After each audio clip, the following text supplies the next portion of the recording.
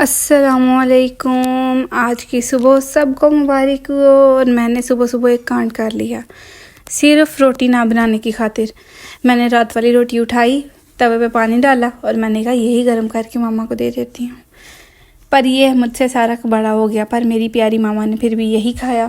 پھر ماما نے اسکول جانا تھا. میری ماما ایک اسکول ٹیچر ہیں, تو آج ان کی کلاس کے 10th کلاس کا رزلٹ تھا نا, تو ماما کو انہوں نے بلایا ہوا تھا اور میں بھی ماما کے ساتھ کی. جانا نہیں تھی چاہتی, میں ماما کو بتا رہی تھی میں نے ناشتہ نہیں کیا, مجھے بہت زیادہ بھوک لگی ہے.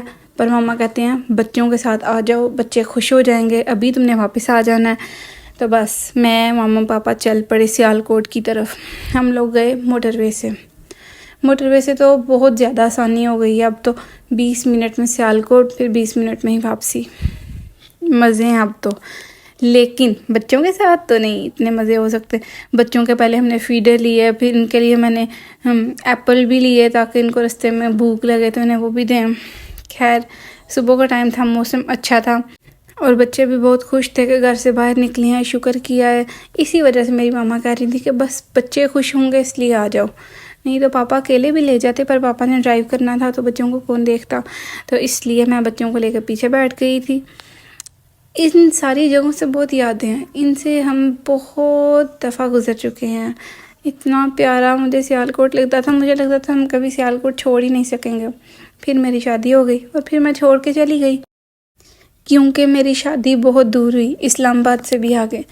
تو پھر آبویسلی سیالکوٹ سے تو جانا ہی تھا. جب میری شادی ہوئی تو میری ساری بہنیں بھی پڑھ چکی تھیں, مطلب گریجویٹ تو ہو چکی تھیں, تو ہم لوگ سیالکوٹ شفٹ ہی پڑھنے کے لیے ہوئے تھے. تو پھر ہم واپس چلے گئے, ماما پاپا بھی سیالکوٹ سے شفٹ ہو کے واپس گاؤں چلے گئے.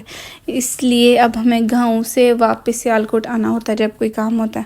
ماما کا اسکول ابھی بھی ادھر تھا, پھر ماما کا اسکول آ گیا, ماما کو اسکول چھوڑا اور ہم سیدھا واپس آ کے میں نے بھوک کی ماری نے فوراً سے اچھا سا پراٹھا بنایا, ناشتہ کیا. پھر میں سوچوں آج کیا کرنا ہے. پھر مجھے یاد آیا میرے پاس تو مارکرز نہیں ہیں, تاکہ میں قرآن پاک کیسے لکھوں گی. اور پھر میرے پاس وہ بھی نہیں تھے, ڈائپرز بھی نہیں تھے بیبی کے لیے. تو میں نکلی بیبی کو لے کے باہر کہ ہم جاتے ہیں ڈائپرز لے کے آتے ہیں, مارکرز لاتے ہیں تاکہ کام کر سکیں. پھر یہ مجھے انکل نے دی مارکرز 2, بہت اچھی تھیں, بہت مزہ آیا.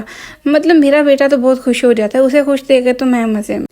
آج ہم نے شروع کی سورہ بقرہ. الحمدللہ سے سورہ فاتحہ ہماری کمپلیٹ ہو چکی تھی. سورہ بقرہ کی پہلی آیت الف لام میم. پہلے اس کا مطلب جانا کہ یہ اللہ اور نبی پاک صلی اللہ علیہ وآلہ وسلم کے درمیان راز کی باتیں ہیں. پھر حدیث پڑھی, نبی اکرم صلی اللہ علیہ وآلہ وسلم کو فرماتے ہوئے سنا, 2 آنکھوں کو آگ نہیں چھوئے گی.